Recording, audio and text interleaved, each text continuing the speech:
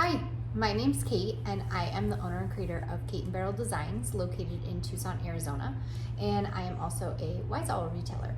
So today I wanted to pop on and do a newer video on glazing details.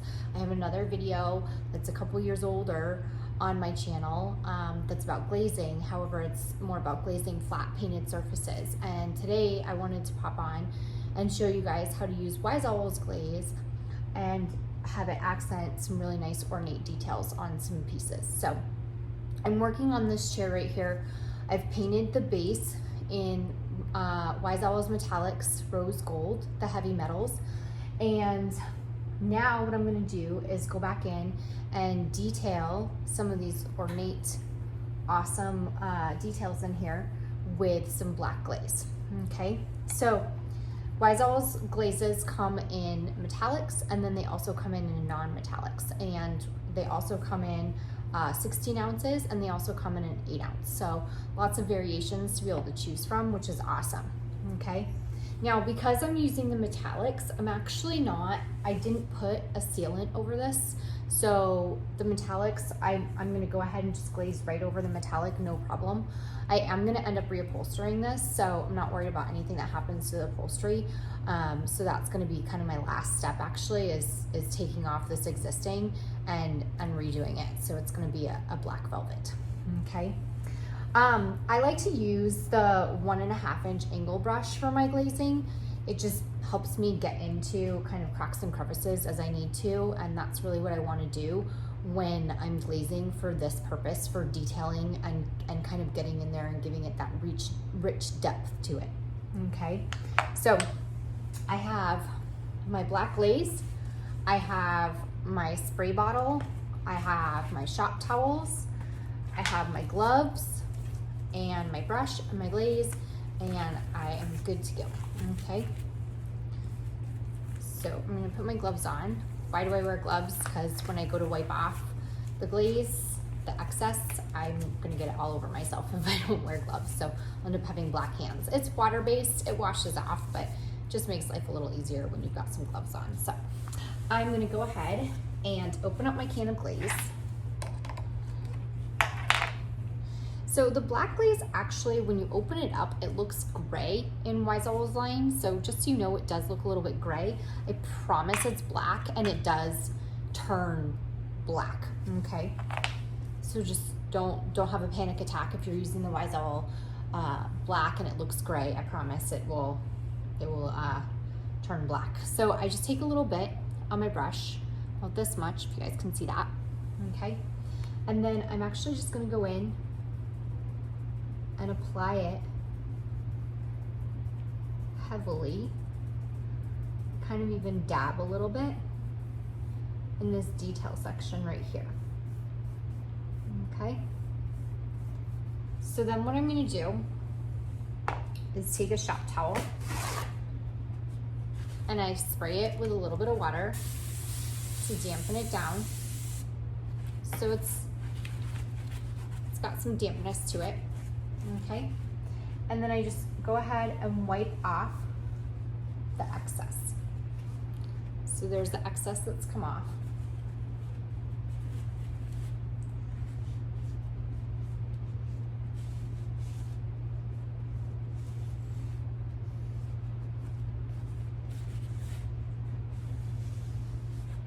Because it's going to give it kind of like an antique-y look, which is what I want, right?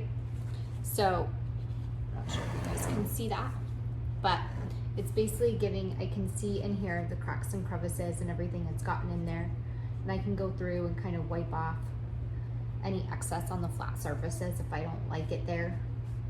And it all depends on the look that you're going for. I just kind of want it to be really dark in the little cracks in between all my details right here. So I'm wiping off anything that's not there, okay? And then I can even get into all these cracks along here for the detail. So I'm gonna go ahead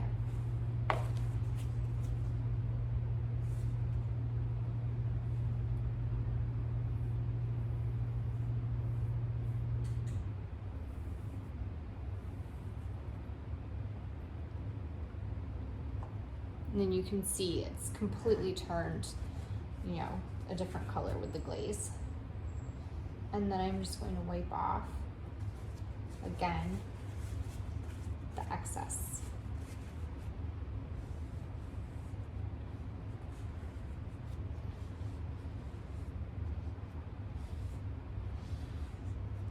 But again, leaving it in those kind of like nooks and crannies to make sure that it kind of gives that detail. So let's go ahead and do this leg right here. Bring this down a little. There you go. Okay, so this detail right here on the leg.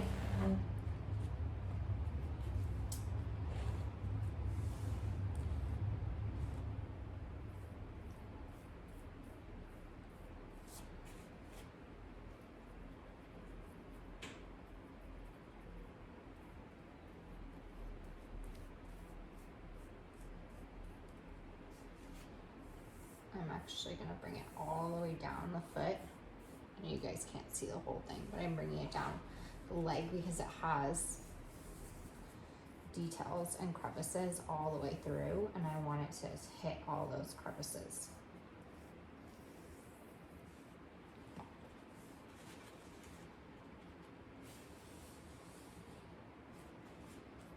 So there's my wipe off.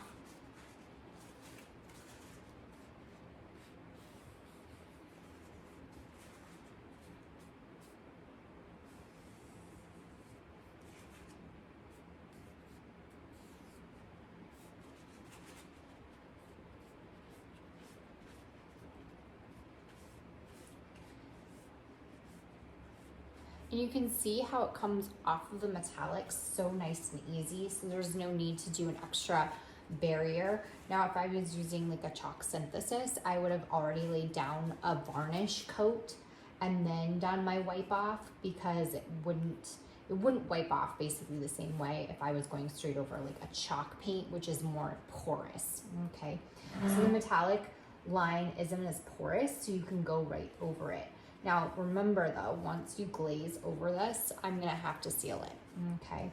So I'll use like a nice satin varnish, and that will help me seal it up. So again, I'm just kind of going in, and I'll move this back a little bit so you guys can see. So I'm going back in, just kind of pulling up through here, letting it stay in the crevices, but kind of pulling off of the flat areas.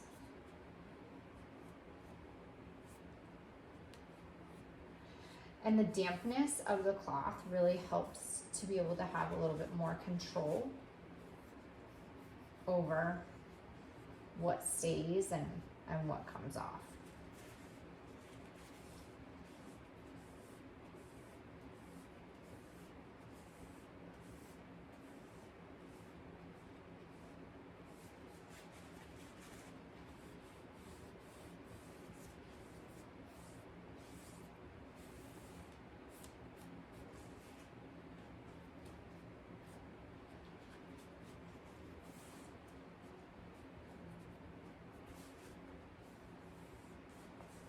So there you go. I'm gonna do a close up for you guys. So hopefully you guys can see it's in there. And then here, it's starting to dry and it's turning that dark black inside the details here.